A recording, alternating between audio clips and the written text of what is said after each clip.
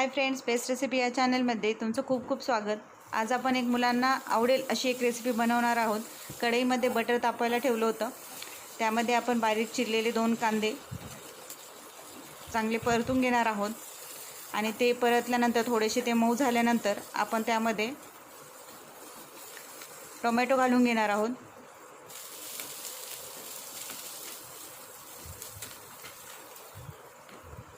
Tomato आणि कांदा दोन्ही देखील मऊ होण्यासाठी आपण थोडेसे परतून घेणार आहोत आणि त्यावरती झाकण ठेवून आपण थोडा वेळ होऊ देणार आहोत। या रेसिपीमध्ये खूप साध्या आणि सोप्या पद्धतीने तुम्हाला ही रेसिपी कशी करायची ती सांगत आहे।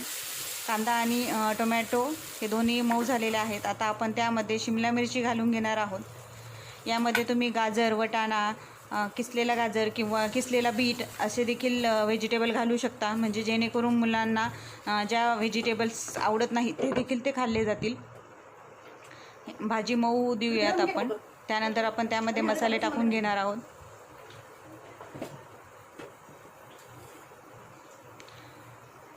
व्हिडिओ जर आवडत असतील तर व्हिडिओला लाईक करा, कमेंट करा, शेअर करा आणि सबस्क्राईब करायला विसरू नका। तुमच्या सपोर्टची नितांत आवश्यकता असते आम्हाला।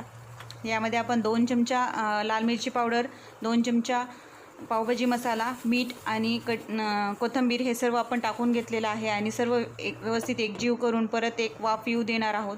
तोपर्यंत एका वाटीमध्ये बारीक ठेचलेला 2 चमचे लसूण, 1 चमचा बटर, कोथंबीर आणि चिली फ्लेक्स हे सर्व आपण एकजीव करून घेणार आहोत।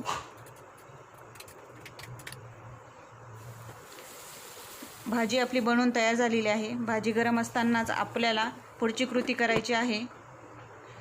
तवा तापायला ठेवायचा आहे आणि जे आपण पावभाजीसाठी जे पाव आणतो ते पाव घेऊन आपण अशा पद्धतीने त्याला कट करून घेऊ शकतो किंवा सेपरेटही कट करून घेऊ शकतो अशा पद्धतीनं।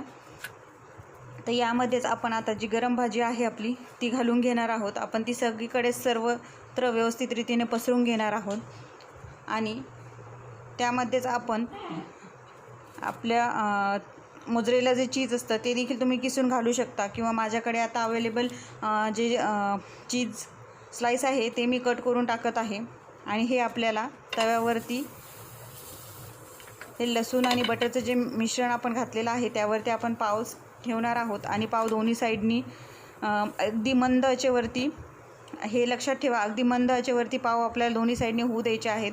खालची साईड थोडी कडक करून घ्यायची आहे पण वरची जी साईड आहे ती मऊच ठेवायची आहे। दोन्ही साईडने आपण बटर आणि गार्लिकचं म्हणजे लसणाची जी पेस्ट होती ते आपण मिश्रण दोन्ही साईडने लावून घेतलेलं आहे आणि आपण याला आता फ्लिप करून घेणार आहोत। आपण या पावला पलटी करून घेणार आहोत। जर तुम्हाला पाव जर व्यवस्थित रीतीने पलटी करता आले नाही तर मी ज्या पद्धतीने कट करत आहे त्या पद्धतीने कट केले तरी देखील चालतील आणि त्यांना पलटून घेणे गरजेचं आहे। खालच्या साईडने तुम्ही पाहू शकता अगदी क्रिस्पी झालेले आहेत। खालच्या साईडनी कडक आणि वरच्या साईडनी सॉफ्ट अशा पद्धतीचे हे आपले चीजी गार्लिक असे पाव तयार होतात। या रेसिपीचं नाव तुम्ही इंडेक्समध्ये पाहिलेलंच आहे, तरी देखील आपले जे चीज आहे ते मेल्ट होताना तुम्हाला दिसतच असेल। अशा पद्धतीने आपली गार्लिक चीज पाव बनवून तयार झालेले आहेत। रेसिपी आवडली असल्यास चॅनलला सबस्क्राईब करायला विसरू नका। हा व्हिडिओ पाहिल्याबद्दल धन्यवाद।